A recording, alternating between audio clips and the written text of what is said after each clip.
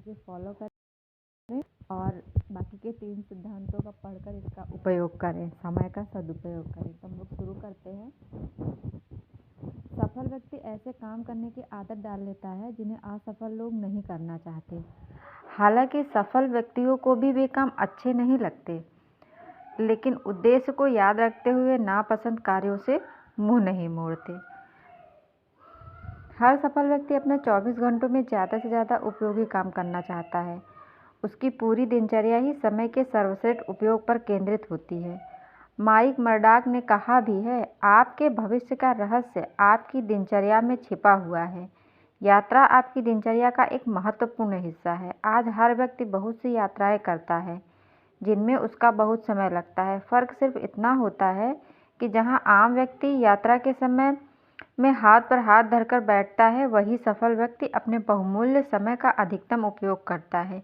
इसलिए समय के सर्वश्रेष्ठ उपयोग का चौथा सिद्धांत है, यात्रा के समय का अधिकतम उपयोग करें।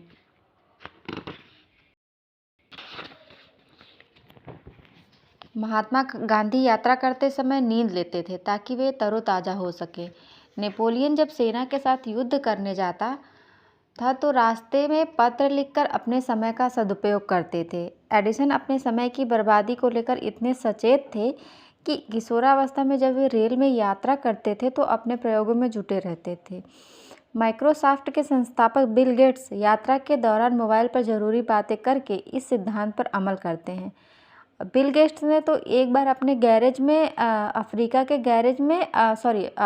गैरेज में अफ्रीका का नक्शा टांग दिया था ताकि जब वे अपनी कार का इग्निशन बंद करें तो उनके कीमती सेकंड बर्बाद ना हो, बल्कि का कुछ उपयोग हो जाए। समय को लेकर सभी सफल लोग सतर्क रहते हैं क्योंकि वे जानते हैं कि समय बलवान होता है और इसके सदुपयोग से ही सफलता संभव है। आप और हम अपनी यात्रा के समय का लाभ उठा सकते हैं। नौकरी पेशा लोगों को घर से ऑफिस तक की यात्रा में काफ़ी समय लग जाता है और सेल्समैन का तो अधिकांश समय यात्रा में ही बीतता है। हमें यह जान लेना चाहिए कि अगर हम हर दिन 2.5 घंटे यात्रा करते हैं तो हमारे जीवन का लगभग 10% समय तो यात्रा में ही चला जाता है। इस समय में कोई मूल्यवान कार्य करके आप इसका सार्थक उपयोग कर सकते हैं। देखिए, यात्रा के दौरान ज़्यादातर लोग या तो मोबाइल पर गाने सुनते हैं या फिर अखबार पढ़ते हैं या गपशप करते रहते हैं। वे ये नहीं जानते कि इस दौरान प्रेरक पुस्तकें पढ़कर, शैक्षणिक टेप्स सुनकर या कोई अन्य महत्वपूर्ण काम करके वे अपने लक्ष्य तक ज़्यादा तेज़ी से पहुंच सकते हैं। अध्ययनों से पता चला है कि आमतौर पर सेल्समैन का 45% कामकाजी समय यात्रा में गुजरता है। जाहिर है, जो सेल्समैन यात्रा के समय का बेहतर उपयोग करना सीख लेता है वह अपने साथियों की तुलना में ज़्यादा सफल होता है। इंतज़ार करना किसी को अच्छा नहीं लगता, परंतु कई बार हमें मजबूरन किसी व्यक्ति या बस ट्रेन का इंतज़ार करना पड़ता है। इसलिए हमारे पास ऐसे छुट-पुट कामों की सूची होनी चाहिए जिन्हें हमें इंतज़ार करते समय निपटा सकें। यदि हमारे ब्रीफकेस में छुट-पुट काम तैयार रहते हैं तो हमें इंतज़ार में कष्ट नहीं होगा और हमारा काम भी हो जाएगा और हमारा समय भी कट जाएगा। मशहूर ब्रिटिश एस्ट्रोफिजिसिस्ट हरमैन बॉन्डी को इतनी ज़्यादा यात्राएं करनी पड़ती थी कि वे यात्राओं के दौरान अपने ऑफिस का काम निपटा लेते थे। एक बार तो जब एक यूरोपीय हवाई अड्डे पर उनकी हवाई उड़ान में विलंब हुआ तो उन्होंने उस समय का सदुपयोग करते हुए एक रिसर्च पेपर ही लिख डाला। इसे कहते हैं यात्रा के समय का सदुपयोग।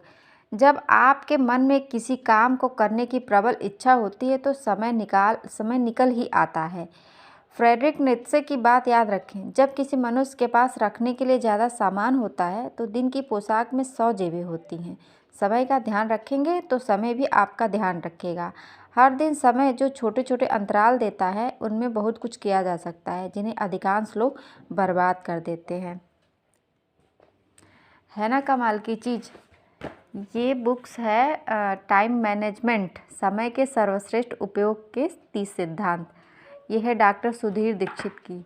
मैं इसे हर रोज़ एक एक पढ़ती हूँ और आप लोगों तक पहुँचाऊँगी। अगर आपको पढ़ना है तो आप ये बुक परचेस कर सकते हैं। बाकी के आज मैंने चौथा सिद्धांत पढ़ा था। बाकी के 3 सिद्धांत मैंने अपनी इंस्टाग्राम आईडी में इंस्टाग्राम में मैंने डाला हुआ है, और मैं अपनी इंस्टाग्राम आईडी अभी मैं मेंशन कर देती हूँ, जिससे कि आपको देखने में सुविधा हो। Okay, thank you, bye bye, नमस्ते।